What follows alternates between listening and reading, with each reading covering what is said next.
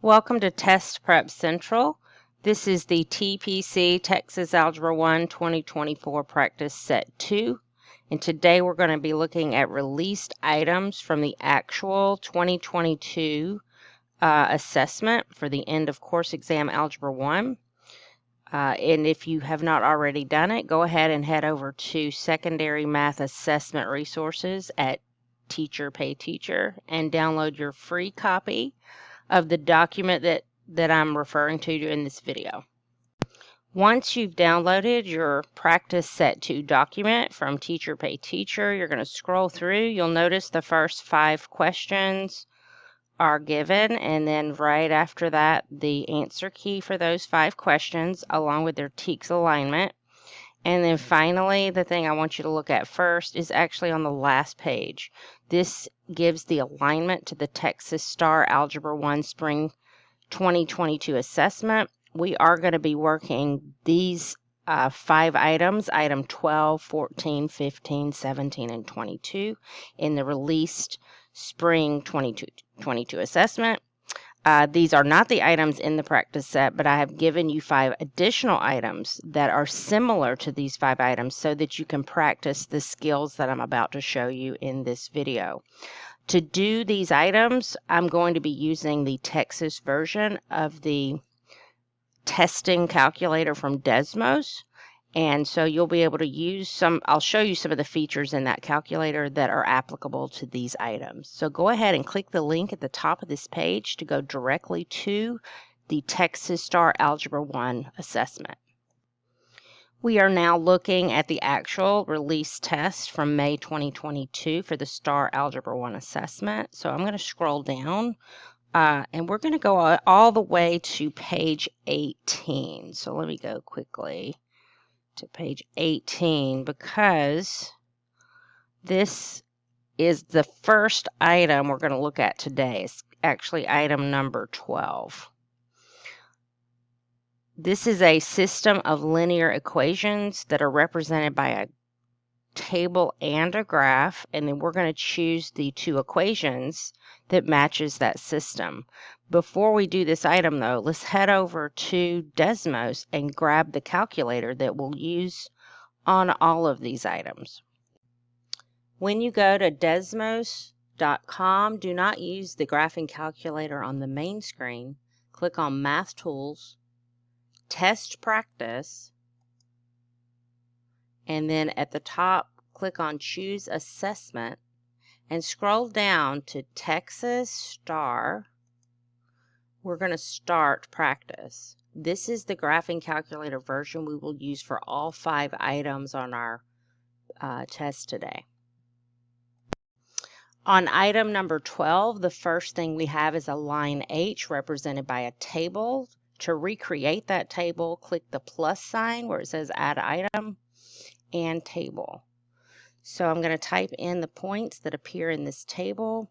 You'll notice the orientation of the table is horizontal, but the orientation of the table in the calculator is vertical. And kids do need to practice converting from one orientation to another. So I do encourage you to use tables of both orientation in your regular day-to-day instruction. You'll notice after I've typed these 4 points that only 2 of the points are appearing in the graph. That's because the window needs to be adjusted to fit these points. So click the wrench in the top right corner for graph settings. Your X values need to go at least to -16 for the low number and as much as 12 for the high. So I'm going to go a little further, -17 to 13. You can add the label X, and if you want to add a step, you can. I usually leave those off. The Y values, the lowest Y number was -14, so let's do -15.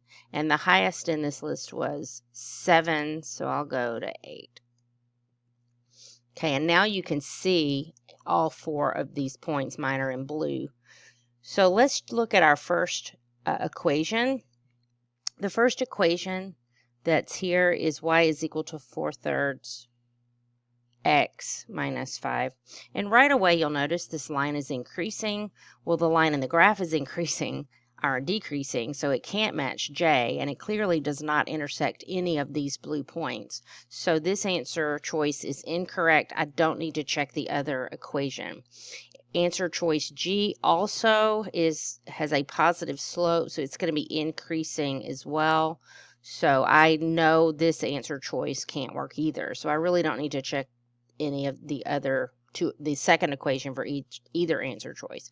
So let's go to H. This time we do have a negative slope, -4 divided by 3. That slope doesn't appear to work at all for this line, but which means it can't be the right answer, or it could be the other line. So let's do this. Let's add some ordered pairs to our graph to match the two bold points on line J that's on the paper. So I'm going to go to -4, 6, and I'm going to click on label, and that point is not on this line either, so I already know this one's not going to work, but let's add that other point anyway because we'll use it on the last one. So we have -4, and I'm going to label that one too. The two labeled points are the 2 points on J. If you want to make them both black so that they match, you can press and hold to change the color of a point. So the 2 black points are both on line J here, but not on this line. So it must be answer J. To test it, I'm going to go ahead and type them in. So let's do this line. Y is equal to -3/4 x minus 5. That one intersects all 4 of these points. So you can see the blue dots showing up on that line. And then let's add another line. Y equals -5/4 x plus 1. This one's red for me, and you'll notice that that red line is intersecting both of the points that I labeled for line J earlier. So that means these two equations represent the table and the graph. The correct answer was J. The next item we're looking at is item number 14, and that one is on page 19. And in this one, we're given expressions. Now, you'll watch this. I want to show you. If I type an expression with a letter other than X, the Texas version of the graphing calculator will not display it. So you'll see here, if you hover over this triangle, it says try adding a Y equals. Well, I'm going to do better. I'm going to do F of D equals. So basically, you can teach your students that when you have an expression with a variable other than X, you can create a function out of that expression by simply naming a function, in this case F, and using the variable D in parentheses in front. So we do have a parabola here, and now we're looking for the factored form that matches the trinomial expression that was given. So I'm going to come up with another name besides F. So let's say H of D. So this will make another function, and we'll be able to differentiate between the two. And then we're going to type in the factored form. Now here's the problem. We cannot type the letter K in because we've already got a variable D, and a function in 2 variables is not something we can do. But what you can do is just substitute a number. So I'm going to start with a 0. So D plus 2, D plus 0 does not work. Now your kids most know something about factoring, or may not know anything about factoring, or they may know something about the x-intercept. So they really could use either to answer this question. So notice the blue parabola, which is our original expression, a quadratic function, has zeros of 3 and -2. So using that, they could determine this number and then check it, or they could just guess and check. So I'm going to go ahead and put in a 3 here to show what would happen. Notice the green parabola, which represents H of D. 3 is not working. I might try -3, and then that one does work. Now, to make sure it's right, you could uncheck this graph to see the blue one, and then check it again, and the green one is appearing over it. So what I just did is I replaced the K with the -3. So the correct answer will be -3, and they will bubble that on their answer document, or if they're taking an online test, they would actually enter that number -3 in the box on the online version of this test. The next item we're looking at is item number 15, and it is on page 20 of the test. This one's very straightforward. We're going to go ahead and type in the first answer choice. We are looking for a line that will match the graph. Pretty simple. So let's type it in. And you do notice a line that is decreasing, so let's get more precise. Let's add the ordered pairs to represent the two bold points that you see on the test. If your kids struggle plotting points, this is a really good way to help them learn. The first point I'm seeing is 40, and the point 40 does not appear to be on this line. I'll go ahead and label it, and I'll put the other point, and then we'll use it for the other point, both of these points for each line. So the next line, the next point is 8, -7, it looks like. So let's do 8, -7. All right, and label it. All right, the first answer choice didn't work, so let's change that to a 7. And yes, the second line does go through the 2 points. You may also notice, you can see the y-intercept is 7. So of course, if they know that, they don't even have to do all this. They could just check the answer that they already have chosen. The correct answer is answer choice B. The next question we'll look at is question number 17 on page 21. Which value of x is the solution to the equation? Well, you cannot type in implicit equations in the calculator, at least not this version. So go ahead and type the left side of this equation, 5x squared. And since it does have an x in the expression, it will go ahead and graph the quadratic function represented by 5x squared. And then type in the right side of the equation on a separate line. And you'll see a line and you'll see a parabola. Now these numbers are kind of big on the y's. But the y's here only go from -10 to 10. Since I'm seeing 45, I'm going to go ahead and adjust my y values to go way farther than that. So let's go from -50 to 50. I'm going to turn off the minor grid lines as well. All right, so it looks like these are crossing. Yeah, you can actually see a little gray dot there at 345. So it does appear that answer choice A is correct because the point 345 is an ordered pair that is common to both the parabola and the line. So that is the correct answer.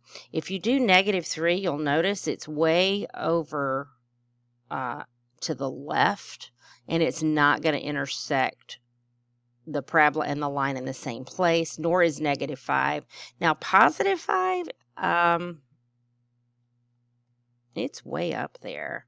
So you could zoom out a little bit to make sure +5 is not common to the parabola. Yeah, they're two separate values at 5. The line has a different value from the parabola. So 5 is pretty close actually, but 3 is the only one where the vertical line, the oblique line, 30x minus 45, and the parabola all have the same x coordinate or the same point on the graph.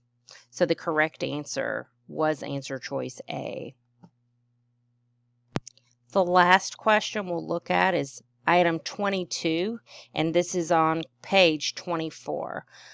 This is a set of data that is quadratic, and you are to pick the equation that models the data best. So what I'm going to do is to recreate this table in the calculator. So click in a row and click on Add Item at the plus sign and choose Table. And then type in your data. Once all of your data is typed into your table, you'll notice the points appearing on your graph. And in this case, I can see most of the points.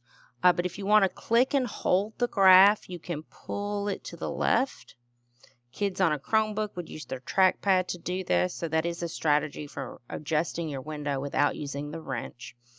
And so my goal now is to find an equation that creates a parabola that intersects all of these points. So I'm going to go to the next row in my calculator and type in the function for answer choice F.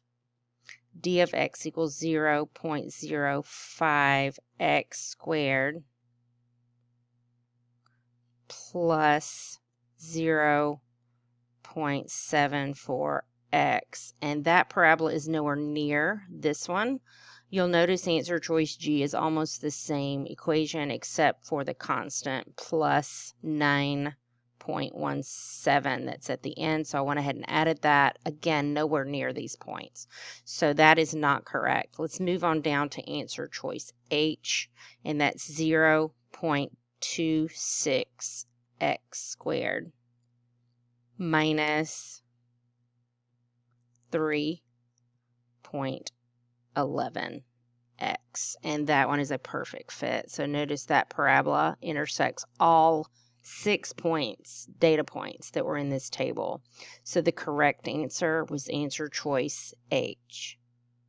If you haven't already, head over to Secondary Math Assessment Resources on Teacher Pay Teacher to locate the free copy of the practice set that I've just created for you. Click on category Algebra 1 to get to the newer stuff, and then you can sort your store. You can sort this by, instead of bestsellers, new, most recent, and the most recent 2 will show up. You'll notice this is a free resource. It will remain free until Monday, the 22nd of January, and at that time it's going to go back in as a paid resource. You may notice the practice set 1. Some of y'all watched my first video that was free up until today, and it is now going to be a paid resource.